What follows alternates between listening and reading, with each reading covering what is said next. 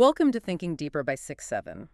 Picture this. On one side of a room, you have devout followers of major world religions, Christianity, Islam, Hinduism, and on the other side, you have practicing, self-identified modern Satanists. What happens when they sit down to talk? It's definitely not what you'd see in the movies, that's for sure. Right, exactly. We are not talking about Hollywood exorcisms here. We are looking at a profound, intense, philosophical collision about the very nature of freedom, objective morality, the reality of human suffering, and, our ultimate purpose. It is a clash of fundamental worldviews. Yeah, and to unpack it, we are analyzing some incredibly candid recorded conversations between these groups. The dialogue is raw, deeply personal, and gets right to the core mechanics of how different human beings construct meaning in their lives. I mean, they're all trying to figure out survival strategies and boundaries, right? Exactly. And our role today is simply to synthesize these deeply held, contrasting philosophies. Both groups are trying to navigate the exact same complex world, but they're utilizing entirely different ethical and psychological compasses. Right. And our mission for this deep dive is to impartially unpack these intense dialogues without taking a side. We are examining these source materials as case studies. We are not here to debate who is objectively right or wrong. No, not at all. We just want to help you understand the underlying logic driving both sides. It's fascinating. It really is. And we're going to dive into how they define the concept of freedom in just a second. But first, a quick note. If you like my channel, please subscribe and hit the like button. So looking at the very concept of freedom, we have to start with the central figure of Satan. Yeah, because the way these two groups define that name and the freedom it represents pretty much dictates everything else they believe. Okay, so let's start with the modern Satanists. How do they see it? Well, they absolutely do not view Satan as a literal supernatural entity, like there is no red guy with horns for them. Right. They view him purely as a literary symbol, a symbol of ultimate freedom, the pursuit of knowledge, and the rejection of absolute authority. So it's more about what the character represents in literature. Exactly. They point to historical and mythological parallels, like Prometheus defying the gods to bring fire to humanity, or the serpent in the Genesis story offering the fruit of the tree of knowledge. Oh, wow. So they don't see those as bad things. No, in their worldview, these aren't tales of a fall from grace. They are stories of liberation. Freedom, to them, means radical autonomy. Radical autonomy, meaning what exactly? Meaning it is the mechanism of taking life into your own hands, experiencing the world directly, and, reserving the right to make your own choices without a higher power dictating the terms. I see. But the religious perspective, which comes heavily from the Christians and Muslims in these dialogues, counters that definition completely, right? Oh, 100%. Yeah. To them, true freedom is not just the absence of boundaries.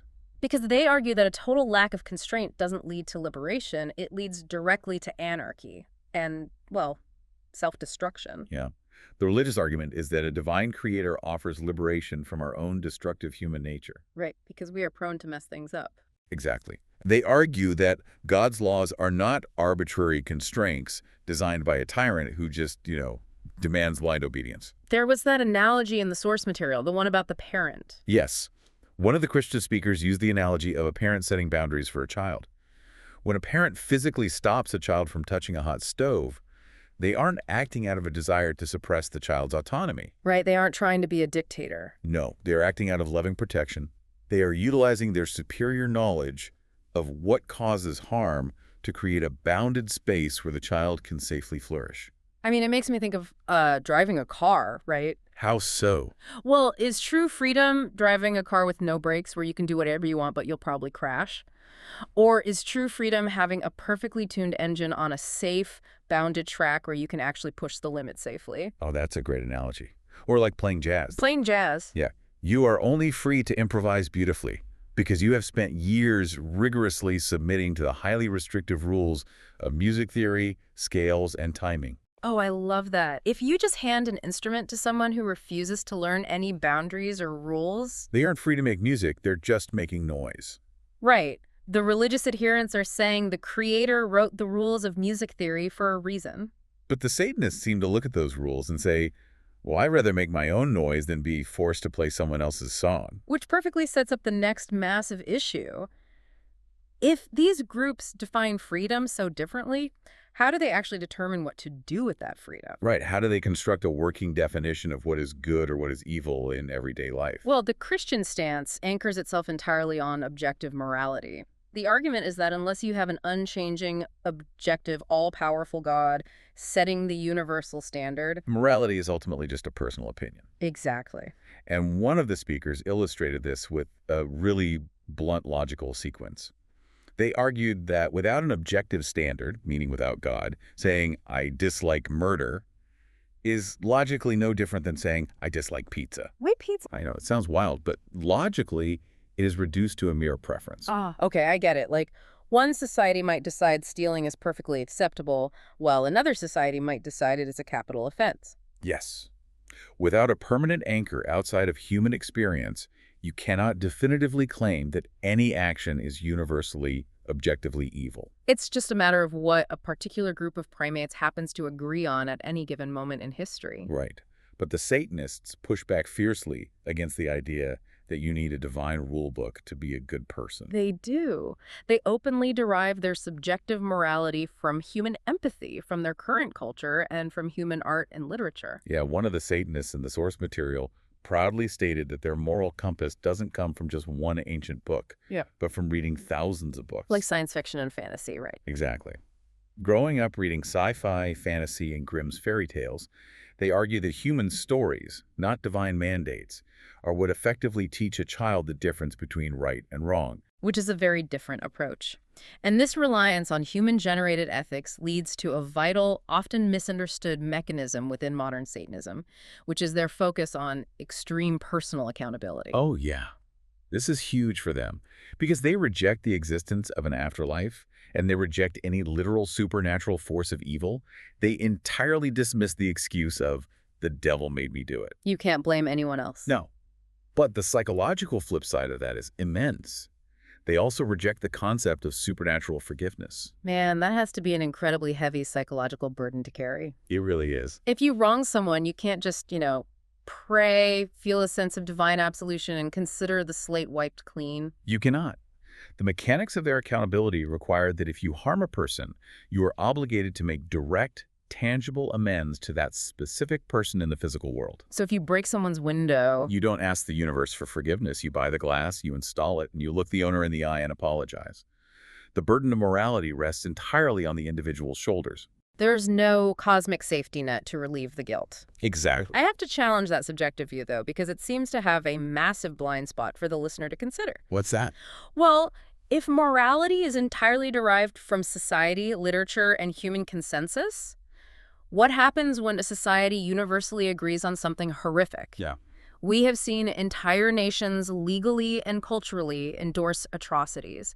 If there is no higher objective truth to point to and say, no, regardless of what the laws say, this is fundamentally evil, then the subjective argument leaves you without a philosophical leg to stand on to condemn a completely corrupt culture. That is the exact philosophical trapdoor the religious speakers point to. Yeah. If morality is just consensus, the majority always dictates what is good. So how do the Satanists respond to that? Their counter-argument relies heavily on evolutionary biology. They argue that human empathy and the biological imperative to see our species survive and flourish will naturally, eventually bend the arc of history toward justice. Even when short-term societal consensus fails terribly. Right. They believe we inherently want to care for one another to survive as a species. But those massive societal failures and the real-world atrocities they cause, that brings us to the most intense emotional part of these source dialogues. It's the problem of pain. Yeah. If you hold the religious belief in an objective, all-loving, all-powerful God, you inevitably crash into the hardest question in theology, the problem of profound human suffering. And for many of the Satanists in these dialogues, the sheer weight of worldly pain was the absolute breaking point for their former faiths. The source material here is devastatingly raw. It is. Many modern Satanists actually evolved out of the atheist movements of the previous decades, and their rejection of God is not some abstract intellectual exercise. No, it's forged in deep, visceral trauma. Yeah. One individual who worked in a hospital during the pandemic detailed the horror of watching patients die agonizingly, while families prayed fruitlessly for miracles. And another shared the unimaginable tragedy of having a son who was murdered. Just brutal. When you are standing in the middle of that kind of grief, philosophical arguments about objective morality, feel entirely hollow. They do.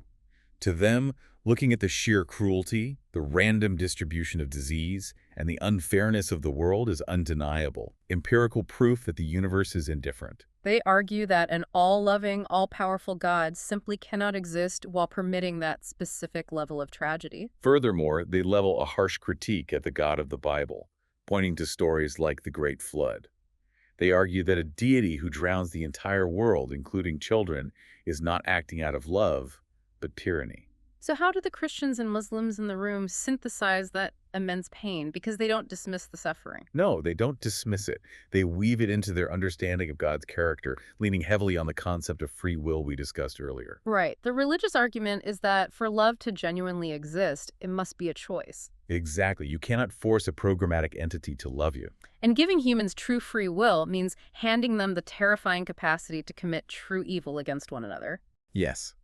The Christian perspective specifically addresses the accusation of an indifferent God by pointing directly to the crucifixion of Jesus. How so? To them, the cross is the ultimate proof that God isn't a distant, indifferent clockmaker watching humanity suffer from a safe distance. Their theology insists that God actually stepped into the human timeline to suffer with us. To be unjustly tortured and murdered. Right, to intimately understand our pain from the inside.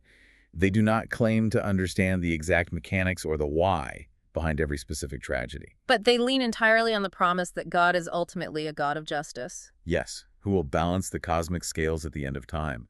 It acts as a profound psychological anchor for them. That Christian reliance on ultimate cosmic justice creates an inescapable trap, though, doesn't it? In what way? Well, if you demand that the scales of justice be perfectly balanced at the end of time, meaning every unpunished wrong is finally dealt with, you inherently have to create a place where the unredeemed are punished. You have to invent hell. Exactly. The demand for ultimate justice always necessitates a reckoning. It does. But the religious speakers push back hard on the popular secular caricature of hell. Right. They don't view it as a cruel torture chamber maliciously designed by a sadistic tyrant just to inflict pain. Not at all. They frame hell, again, around the mechanics of human agency. If an individual uses their free will to continually reject their creator, to reject the source of love and life, God eventually honors that choice. So hell, in this specific theological view, is the logical, tragic consequence of a human demanding to exist permanently apart from God. Exactly.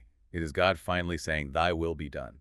But the Satanists look at hell and see something entirely different. They see a human story. Purely a literary construct. Yeah, and they are quick to point out that a massive amount of our modern imagery of hell doesn't even come directly from ancient religious texts. No, it comes from much later authors like Dante Alighieri and John Milton. Right. The influence of Milton's Paradise Lost cannot be overstated here. Milton essentially wrote Renaissance fan fiction that became cultural canon. Fan fiction, exactly. He took brief biblical references and expanded them into a sweeping epic where Satan is framed almost as a tragic, romantic hero fighting an unbeatable establishment. Yeah, the pitchforks, the distinct levels of torment, the ruling over demons. Much of that is literary aesthetics, not ancient theology. And Satanists latch onto that specific literary version of the character because it perfectly aligns with their own aesthetic of rebellion. Precisely. And because Satanists root their worldview in philosophical materialism, the belief that the physical universe is all there is, and magic or spiritual realms simply aren't real, they completely reject the concept of an afterlife. When the physical brain dies, consciousness permanently ends. Right. And because they believe consciousness ends at death, fearing a literal hell is viewed as a tragic waste of human potential. So they actively choose to focus 100% of their energy on the present physical world. The goal is to make this specific life as good, as fair, and as empathetic as possible. Yeah. Because it is the only existence any human being is actually guaranteed. Okay, but this brings up the absolute biggest question I had while pouring through all these sources. Let's hear it. If modern Satanists are philosophical materialists, meaning they don't believe in a literal supernatural Satan, they don't believe in a literal hell, and they don't believe in magic, why use the name Satan at all? It's the big question, right? Yeah. Why take on thousands of years of heavy historical baggage? Why not just call themselves humanists or secularists or atheists? That is the core paradox of their entire movement. Oh. To understand the mechanics of why they chose that name, we have to look at a concept one of the speakers referred to as post-atheism. Post-atheism. Okay. Yeah. Back in the 1990s and early 2000s, there was a massive cultural wave of new atheism. It acted as a cultural hammer that effectively tore down a lot of old religious structures and stigmas for an entire generation. Right, but tearing down a building leaves an empty lot. Exactly. New atheism didn't build anything in its place. It left a massive psychological and sociological void. It turns out you cannot just hand human beings cold, hard, scientific rationalism and expect them to feel fulfilled. Because humans are fundamentally wired for narrative. We inherently need stories, we crave shared rituals, and we are desperate for community. We really are. You can strip away a person's belief in the supernatural, but you cannot strip away the biological human desire to belong to a tribe and to be part of something bigger than yourself. And Satanism deliberately steps into that exact void. It adopts this highly romantic, countercultural, deeply evocative symbol of the ultimate rebel to build a real-world, flesh-and-blood community. Because they use the intense shock value of the symbol of Satan to advocate for secular causes. Like fighting for the strict separation of church and state, demanding bodily autonomy, and promoting self-worth among marginalized people. It is a highly theatrical, undeniably effective way of forcing the public to give them an equal seat at the table in the civic square. It's brilliant in a highly provocative way. And they don't just use it for politics. They actually recreate the mechanics of religion. Oh, right. The sources detailed how they celebrate Halloween not just to dress up, but as a high Sabbath. Yeah. They use it as a designated time for their community to physically gather, to mark the cyclical passage of the seasons, to reflect on their personal growth, to face their fears together, and to bond. It fulfills the exact same sociological and psychological function that Christmas or Eid does for traditional religious followers. It provides all the proven psychological benefits of organized religion community support, structured ritual, and a shared set of values, but it completely removes the requirement of supernatural faith.